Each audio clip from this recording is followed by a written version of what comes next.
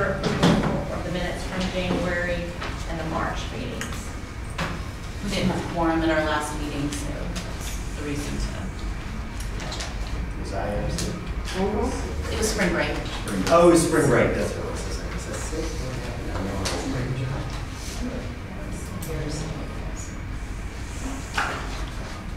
January seems so long ago. I know. It was here. They could make a motion. Can I make a motion, to approve January? I'll make the motion. Yeah. That's what we need. Here comes John. And can I second? Yes. Yeah, sure. Any discussion about January minutes? Questions? If not, all those in favor of approving January minutes? Say aye. Any opposed? Okay, and next we'll consider the March minutes. We'll have a motion to approve those. Dr. Jack, can you make a motion to approve those? I'll make the motion.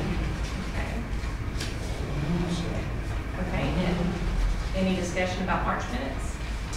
If not, all those in favor of approving this, please say aye. Aye. Any opposed? Okay, and that means both the January and March minutes are approved.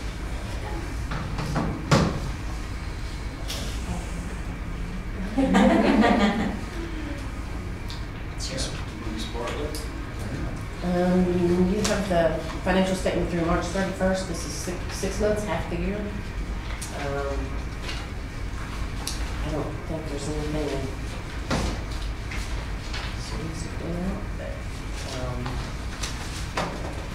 we did have to dip into reserves a couple of weeks ago. It's not shown on here because it was after April the 1st, because we have not received the first quarter hot tax yet. I expect it soon, but we haven't seen it. You know, there's one hotel that was in arrears quite a bit. Is it still in arrears? Yes. But they were sending us the rest of them and then sending us that one late, and we haven't seen any of it yet, but I expect soon. The only other thing I did hear last week that the guy that's the cleaning service that's cleaning our restroom trailer is, he's tripling his fee to clean. So our profit quote margin on that is going to go down. I've asked Amy if he used to charge 50 and he's No, I mean, what have you charged to run it at? $250. Oh, okay. And then what's he charged to clean it? It was 50, but now it's going to 150. So he doesn't really have the time to do it and doesn't want to do it. So if anybody knows anybody wants to do that job For less than $150. for less than $150, You have to have the equipment, don't you? yeah, I think so. And Amy's looking into it, but neither one of us right off the bat knows anybody. So we'll probably just go with 500. I sent out a thing for 500. Well, private industries pay 500, but 95% of the people who use it are city, county, us, chamber, civic organizations. Oh, the chamber can pay 500. Okay, They should pay $1,000. they should pay 1,000. Well, actually, for Blueberry Weekend, somebody ends up paying $250 for Friday night, and somebody ends up paying $250 for Saturday. So it's 500 for the weekend.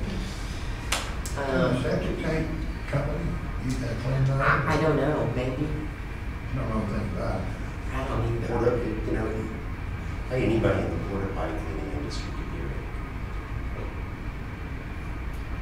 I didn't know if a septic tank person could put his over to it, clean it up. Well, they gotta pump it out. Well, that's what I'm saying. But the city is looking into Yeah, rectifying. I was talking to Amy. She doesn't know anybody and I don't, but we might can ask. If y'all know anybody, please let us know. We'll check with you. Does anybody have any questions on anything that's on there? How much did we take out of reserve? I took out $80,000 in case I needed to cover 2 payrolls in April. It just kind of depends on. That check just appears. So. What is the process you use to pull that out? I write a check from the Bayport South Reserves account and deposit it into the the First Bank and Trust operating account, and then, I mean, Sherry signs all the checks, I don't sign any of the checks. And then, once we get the hot tax, I try to go through that.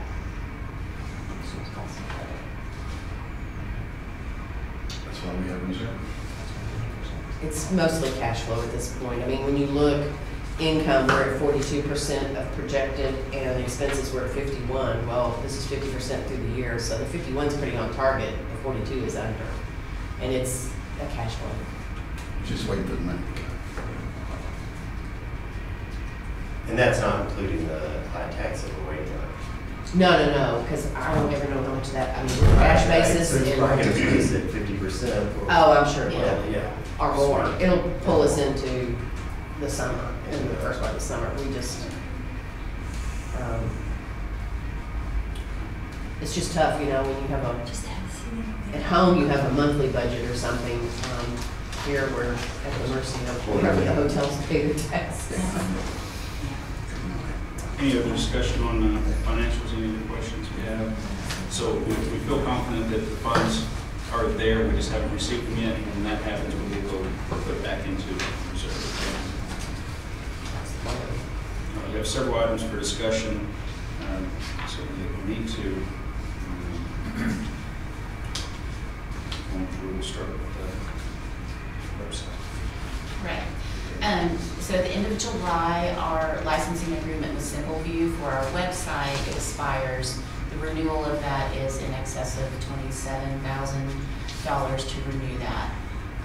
We had discussed it previously that we would be putting that website portion. We maintain the CRM, the customer relations management portion of the back end, but the website portion we put out to RFP. So I am in the process of finishing up that RFP and we'll be sending that out to bid. I've got, SimpleView is asked to be included in that. And I'm happy to do it. I've been very transparent with them that this is not that we're unhappy with their services or their product. It's just not a sustainable. You think we can get a website for less than $27,000? Correct. For the functionality we need. So what they're going to do is audit from our usage to see if there's any features that we just don't use that they could cut. And they're trying to keep us as a customer, and I understand that. However, at this point, just knowing what I know, there are companies out there that could do it, that could better serve us with more specific products that we just can't afford through SimpleView. Is it something that, I mean, are we still talking about dealing with companies like SimpleView, or is this an opportunity for us to bring it back local to some of our design folks here in town, or? We could certainly, and I'm happy to send an RFP out to some local companies. I think for the functionality that we need when you talk about providing ticketing And working with that back end of SimpleView. Yeah, I don't know that. Well, honestly, no website provider, SimpleView is very proprietary, so they are not going to work with it. We're always going to have, those are going to be two separate entities now instead of playing together. So my fear, and I could be proven wrong, if with a local company, I just don't know that they have the power to deliver a reliable, consistent ticketing component or a packaging component. No, well, I do like to do business locally first when that is an option, but if it means that we provide, we certainly want to get a product that we can. Right. We don't want to do business locally just to do business locally. I just say, look here first and then. Sure. So it sounds like you outside too. Right, so I hope to send those out today and have a fairly quick turnaround time. So at the next meeting, our next meeting will probably be a little lengthy because we'll have those RFPs. I will narrow it down under your direction to the top 3 and present those to you for your consideration, because once we decide to move forward, that's about a 6 to 8 week process. And so if we get it, we're up against it. So we will need to start that process so we can pipeline all of our data over to the company that gets it. But in so much as the aesthetics of it, we'll keep the same aesthetics because we sort of built our brand around that, and that won't be any problem moving forward. So that's just sort of no action item really needed on that unless somebody had an idea or a direction to the contrary of where we're headed. Nope, that sounds great. And I'll skip ahead to CVB landscaping because that's another just something for your chew whiz bag. You've noticed we're getting rooted up. What had happened, there were roses planted on the east side of the building, and those were sponsored, so people bought roses in somebody's name. With the crepe myrtles, the circumstances there were never, they just weren't able to flourish and grow as they were, so they grew spindly, they didn't really flower, it just wasn't, again, a sustainable place for those roses. To replace those, the idea came forward to mirror what we have on the west side of the building. Camellias, have those on the east side to sort of balance out the building. Camellias would do well with the crepe myrtle shade and yada yada, lots of garden stuff. But to do that with the cost of plants and labor, it was going to cost us $947. So we pumped the brakes on that, and then Anna Middlebrook came in with the city as development, and she was able to, it'll cost us $100, which I hope you're okay with because I've already said it's okay. She was able to get everything else donated, so soil, mulch, plants, labor, and we're working, and the city is pitching in $100 as well, and that money is, we couldn't get the camellias that we wanted donated, so that money will go towards the purchase of the camellias, but we're also replacing azaleas along the back, and what Amy Mahaffey refers to as the whale shrubbery that's on Pilar Street, that's being replaced as well. So that is starting today. They're trying to beat the weather.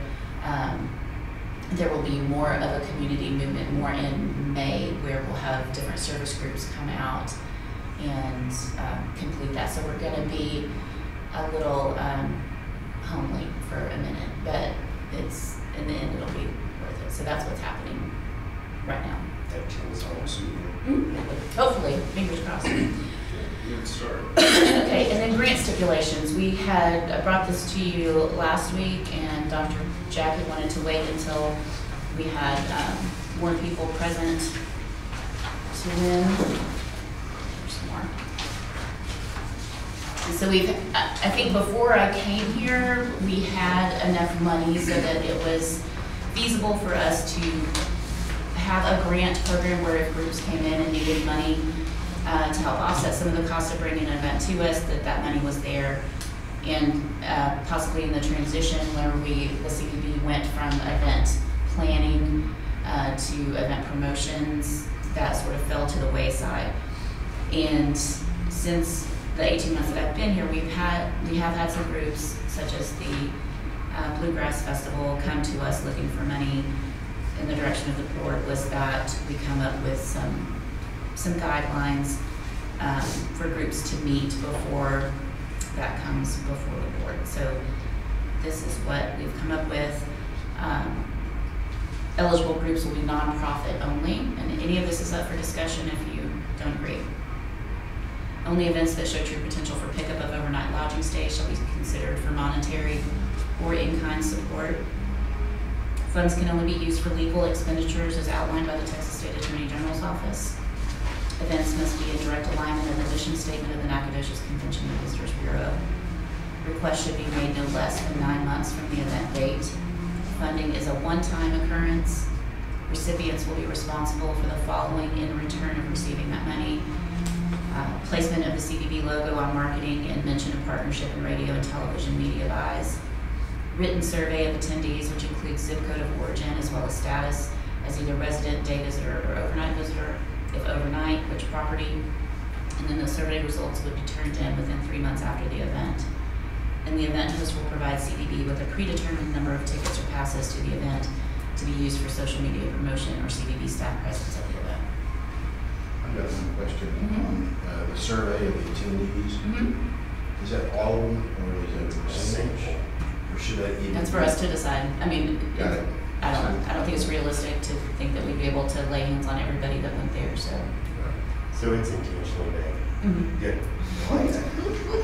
I like a little, yeah, it's nice to have wiggle room. The one thing that seems like it doesn't offer us any wiggle room, I like all of this, and think it conforms to what we're talking about, and that it vets it, and it keeps, and it also just calls attention to what's legal for us to do. But the no less than 9 months, I mean, you know, what if that great thing that hits on, you know, every other thing they come to us 6 months in advance? You know, I mean, it seems like we're boxing ourselves in on something that, you know, all the other criteria seems to be like having, you know, not being a nonprofit, complying with, you know, the Attorney General's office, also events that show true potential for overnight.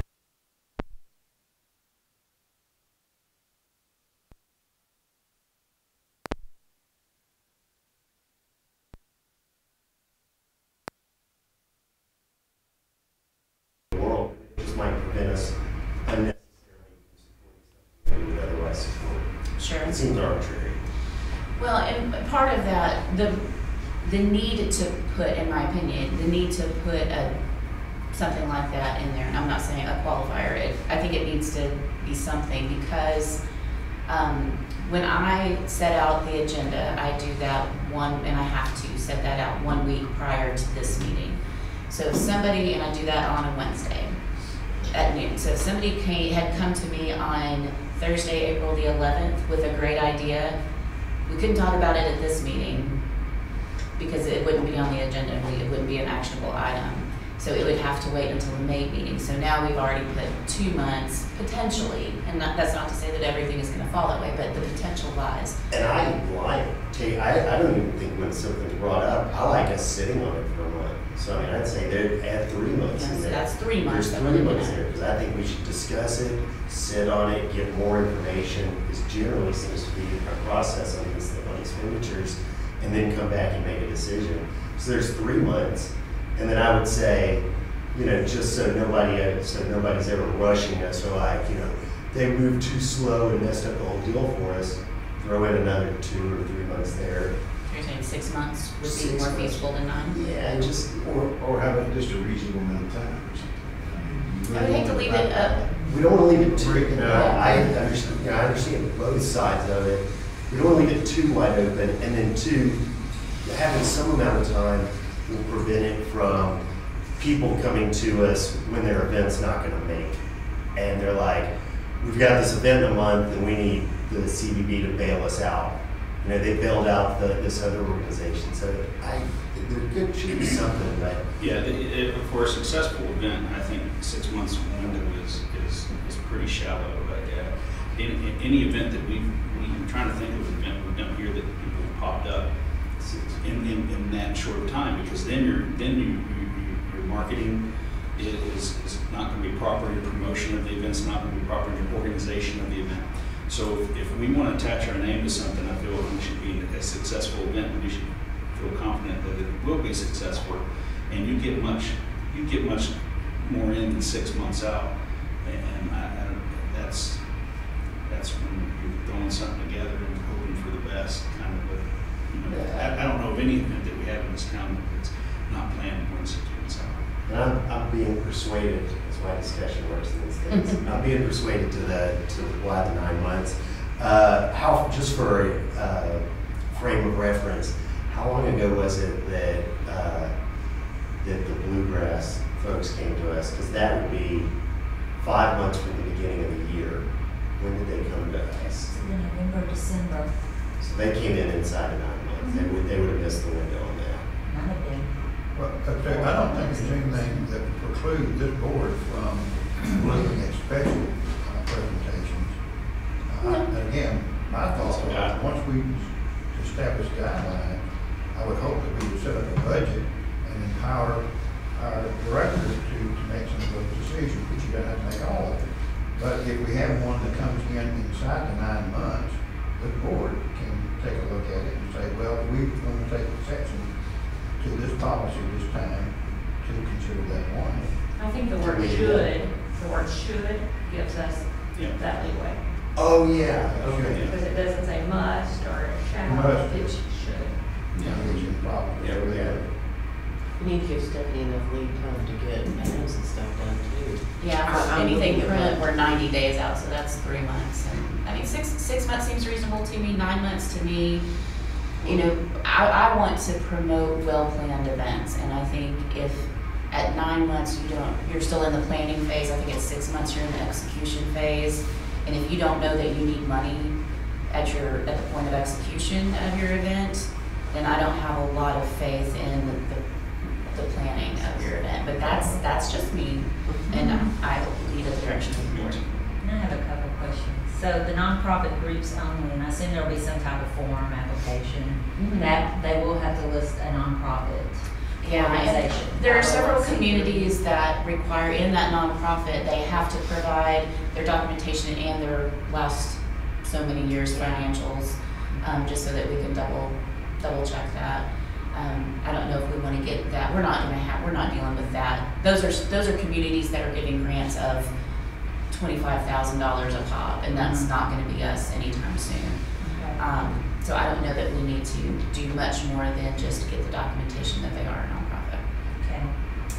And 7B, I just suggest, I think they should get the results back within 1 month. I mean, if they're gonna be collecting the results of the event, as we know in event management, things start falling apart with volunteers. Those people aren't even talking to each other every 3 months. So, Everybody wants 3 months off. personally, I would, that's just my suggestion. And then just for procedure, and Jack touched on this, I really do believe Sherry should vet these. I don't think every request should come to the committee. I would trust you without the applications. And that's the way you have to do that. Once a budget is set, does the board need to set the budget for how much? Yeah, well, and when we enter this new budget cycle, we will have to find allowances because the part that I don't like is having to rob from Peter to pay Paul to find the money to fund this. And we've been fortunate that we've been able to do it so far, but to me, it just discounts the work that we put into planning the budget to begin with by doing that. And just the very nature, the position we find ourselves in now, we have no guarantee. We don't know that on, the second Tuesday of every quarter we get a check. It's very loosey-goosey and it's hard to make plans. So. We certainly don't want to be people who think we're the piggy bank. Right. And I don't think people will, but, they don't seem to be coming to you in droves, do they? Now, if this makes the paper that we just approved that the CVB is giving grants away, then you might get more attention. But Well, and that's more important of establishing that in the budget. We have X amount of dollars, and after X, can't give you what we don't have. Prioritize Yeah. events that achieve our goals of putting heads in beds. Yes. Certainly set that part of our budgeting process for this next cycle to get this outline. So this outline is a working document. We're going to work on the application to it aligns with this. Now, do we want to set a limit on the amount that can be given to any group? We may grow as an organization. What if our budget doubles? Well, I think it needs to be, It could happen. just fiscally, I think it needs to be tied to the ROI of the heads and beds. And for us to venture into something like this, it's going to have to be something that we feel is we're going to have a return on. Things for the community that are good for Nacogdoches, it's all great and all wonderful, but our mission statement, our goal is to increase overnight lodging in Nacogdoches, and so I think it just needs to go back to that in dollars and cents, unfortunately, and for the most resorts. And then we analyze what that is, what that potential is, and then take the juices where it squeezes. I agree. And I'd say in the 2 years that I've been working with y'all, I feel like we've always prioritized that. Mhm. I think that we'll continue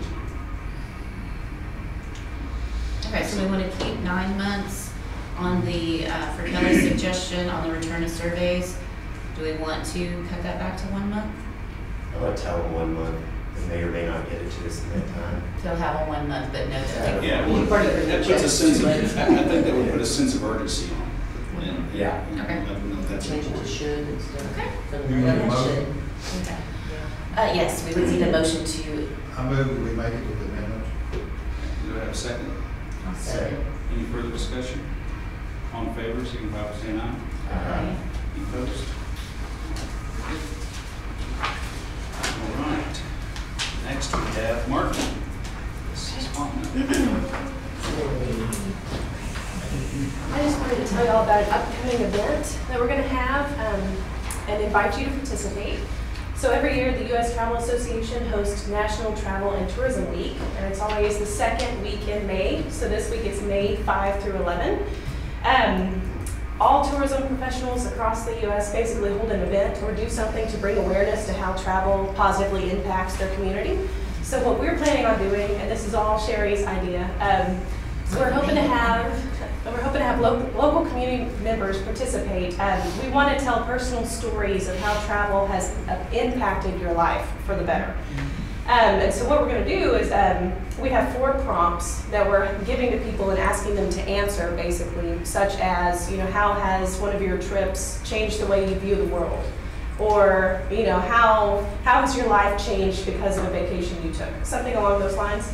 But we're getting those responses and we're going to print them out along with a picture from the person's vacation, and we're going to display them in the visitor center. So they'll be on display throughout that week. Some of them will be lighted and maybe some mason jars with some lights inside, something visually cute and appealing. But if you would like to participate in that, I can get you that information. So I would love for you to tell a story from one of your trips. John, I think you just went to, Ireland?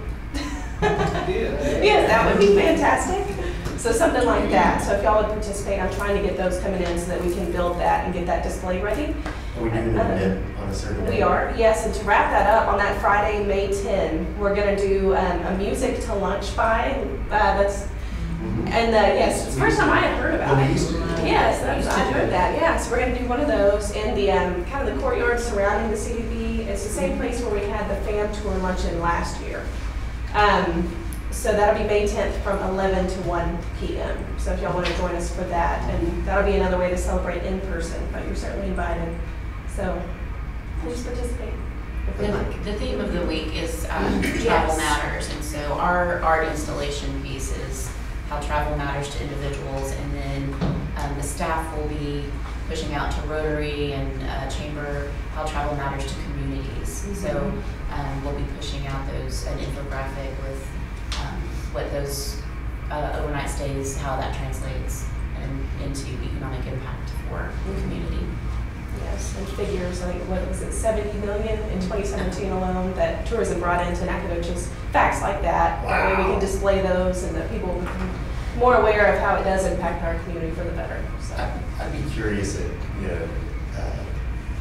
this made me think of it, but I wonder how many people out there visited Nacogdoches as a tourist and then moved here. Right. And is still happy with that decision and wants to talk about it.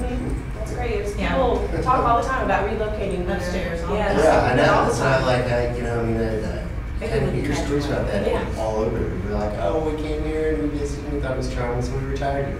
We've always wanted to retire here, and then 10 years later we came back Mine here. probably is a checklist. Yeah, probably. Oh, good. Yes. Good, well, So thank that's you. all I have. Thank you. Awesome, great. Oh, listen. Sales, Ms. Temple. Sales, okay, I did provide just a summary of some of the groups that I captured coming in. Of course, that's just a drop in the bucket.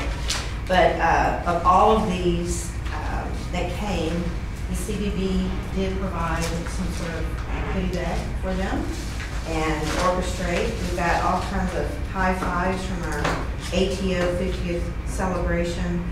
We're continuing to work with the Expo with all of their events that are coming out, and more so coming up.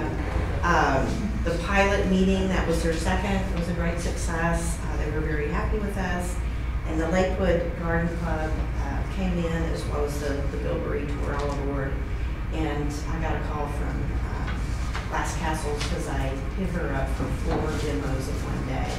And she called to just let me know that that translated to the cash register ringing. And Awesome. was just ecstatic. So there was a lot of good buyers from that. Yay. Yeah, so that was cool. The other thing I'm working on with Damon, and at the request and need, of course, of Sherry, is our music-friendly committee. And it looks like we've got that established now. You should get an email this spring. We're going to have our first meeting in May. What day? May 9th. Okay, good. I just heard, that first week of May, everybody keeps talking about the first week of May. I've got it's such a busy week. Anyway, so that's rocking. And then I'm also working with some of our attractions here in town for our summer splash and stay, which includes Splash Kingdom, Zip Knack, and Escape Knack, along with 3 of our hotels, including the Fredonia, Holiday in Hampton. And then we have our eateries that we've responded back, at least my first 3. I'm doing the trifecta on all 3, so we can just get something where folks can come to our site and we can promote summer anytime during the week, weekend.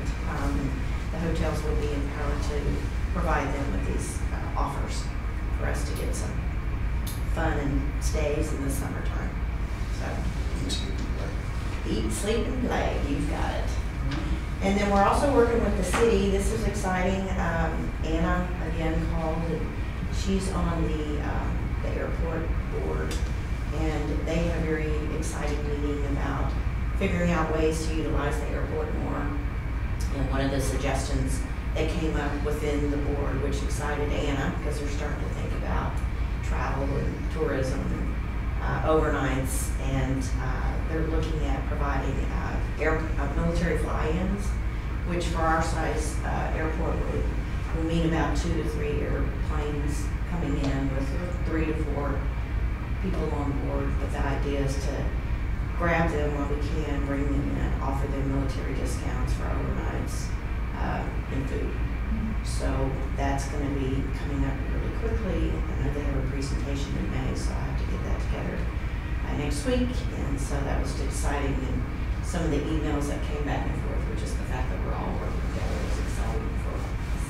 Why would the military have a fly-in to Nacogdoches? Well, from my understanding, Chief, his sons do these, and I've asked what that means, and Anna is not completely clear either, but what they do is they have fly-ins, it's just one of their drills.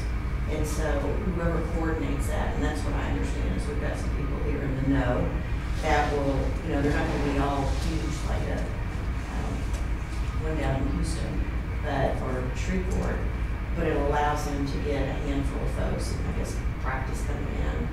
I'm not exactly sure what the intent No, we is. can I have to have jets or small jets?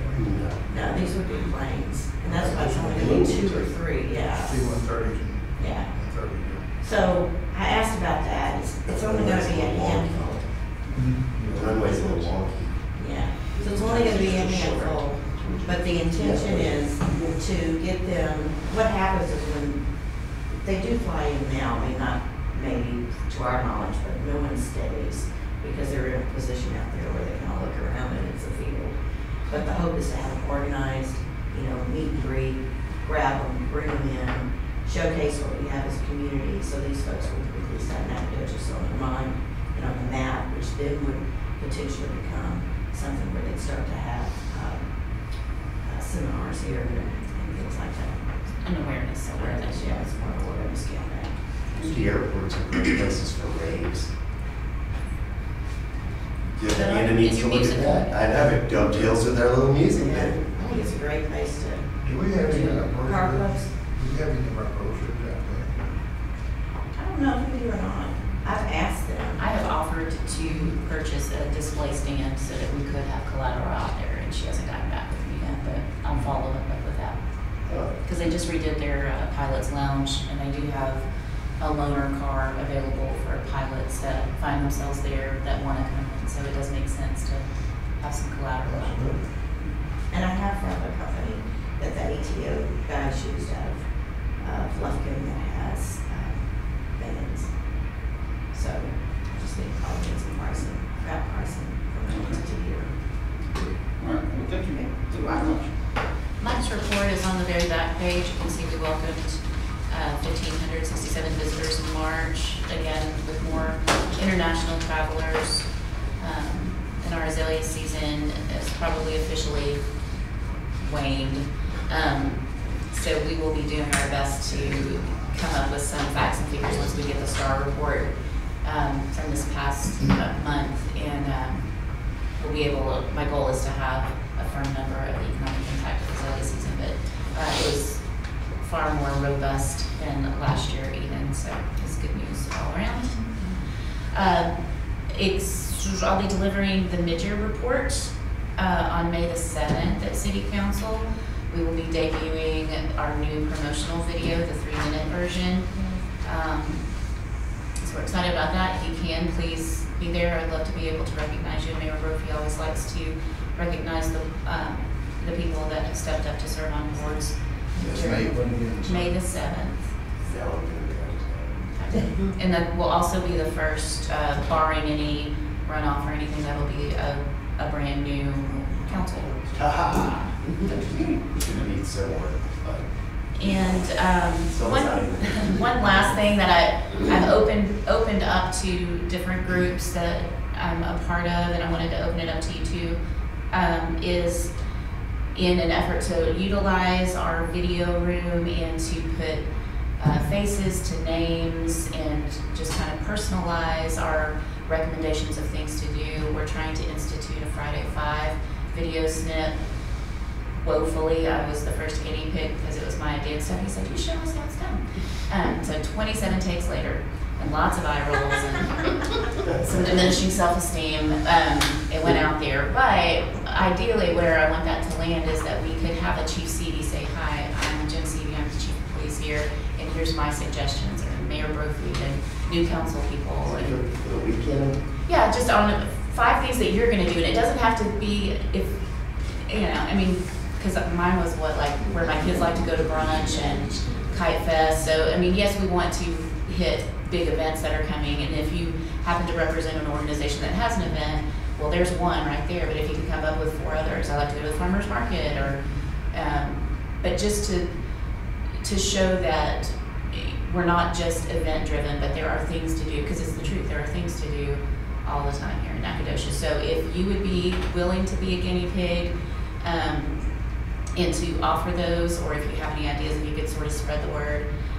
We would love to further use our video room that we've invested in, but also to push that content out, because it really can be successful, but it can't be successful unless we have a lot of participants, because I am really boring and I really like to do 5 things. So it's gonna be a repeat. Anything else? All right, so anything else on the agenda? Maybe May 15th at 8:30, is that a good time for our next meeting? It's the second week of May, so it should be quite busy. All right, so the next meeting, May 15th, 8:30, right here. Same bad time, same bad chance. All right, meeting adjourned.